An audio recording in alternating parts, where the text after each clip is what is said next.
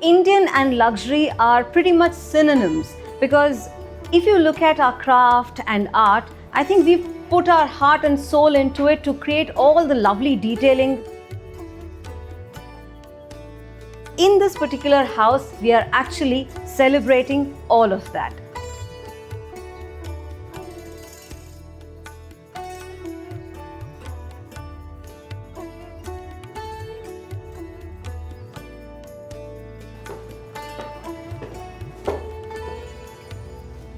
Namaste and welcome to our project Devgarhi.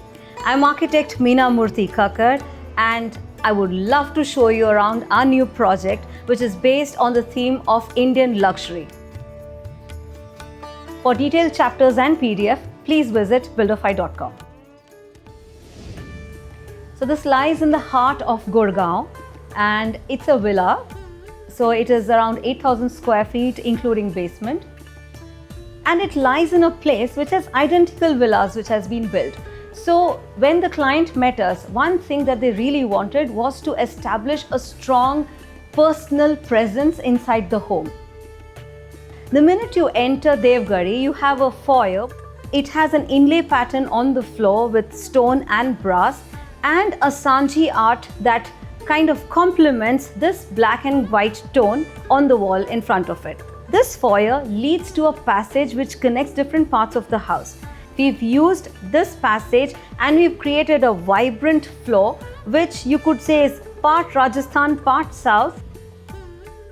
Onto the left hand side you have three segments. The first segment is the living, the central segment is the dining and followed by it is the Baithak or the family space. If you look at the dining room is actually flanked by four vintage chettinad pillars on four sides with a roof that looks like Mangalore tiles but actually is not. And we added a repurposed old window from Rajasthan and put it up there with mirror and some pitchwai detailing on it. There was a passage between here which led to the outdoors. We wanted to define the passage on one side and we've used an empty chettinad frame. And if you look at the top part of it, it's got some wonderful detailing. And then we come to the Baithak, which actually has a Baithak feel because we, instead of putting a regular sofa, we did a nice, it's called a thara in Rajasthani and in the north, and it's made of Jaisalmer stone. These pitchwai patterns, they don't just stop inside the house. You can actually see peacocks moving around at the backyard.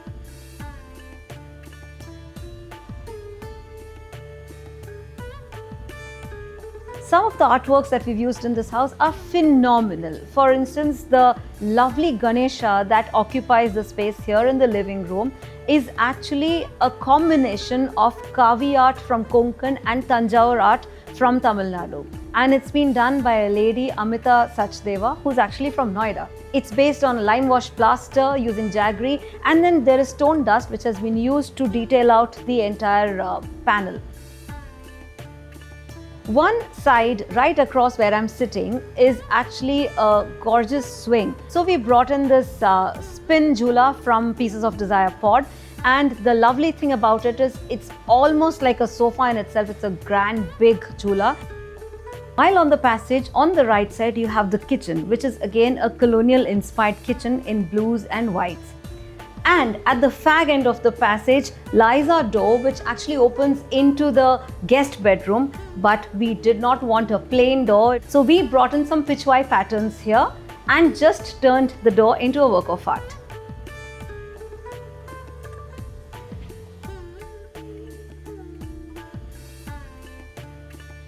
And we enter into the guest bedroom. There's this door which has the pitchwai pattern, and right next to it is a gorgeous pitchwai by Shahzad Ali Sharani, who is a renowned pitchwai artist from Kishangarh. And this entire room kind of runs around the color of green. If you look at this bed, it is actually a lovely bed from Nivasa. And right next to it, of course, is the bathroom, and that's been done in shades of muted gold. As soon as you reach the first floor, you enter into the study area, which is a home office for the owner. On to the left, you have the Pooja. The Pooja by Vastu had to be a few steps higher, and so we've raised the height and made the Pooja a little lower. And we've added a lovely pitchwai detail on the lower part of the wall, and the flooring of the Pooja is a bright turquoise blue. On to the right, you have two bedrooms. One is the mother's room and the other is a guest bedroom. We have used a cane bed here with a nice detailing on the top, and there's a gorgeous bed cover that we've selected for her, which is actually a handcrafted bed cover from Sarita Anda. It's again inspired by the hills. And the artwork that you see over the headboard has a religious sentiment to it. It's actually the Navdurgas. And the most interesting thing about this artwork is that it's actually Ganjifa cards. Now, Ganjifa is actually a game which the Mughals brought into India, and the Foyer kings of Mysore, they adapted it to their local knowledge and used the game to teach the next generation about mythology and the stories related to it. Here we are standing in the second guest bedroom of Devgarhi. We've used a very simple headboard. When you travel to Rajasthan, you might have seen so many arcades, full of arches from one end to the other. And that's what we've done here. We've used a small shot mural, a simplified version of that very arcade. The blue theme doesn't end here. It actually goes right into the washroom.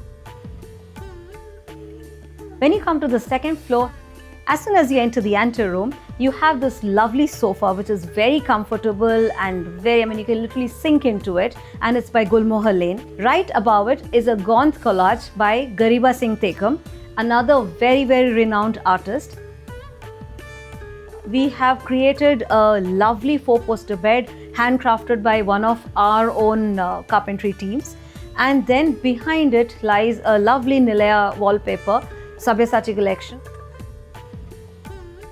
The curtains that we've used here in this room are also from the same collection as the wallpaper. See, when you do Indian homes and you do a larger space which is based on the theme of Indian luxury, there would be a lot of bold colors and patterns that would come into play.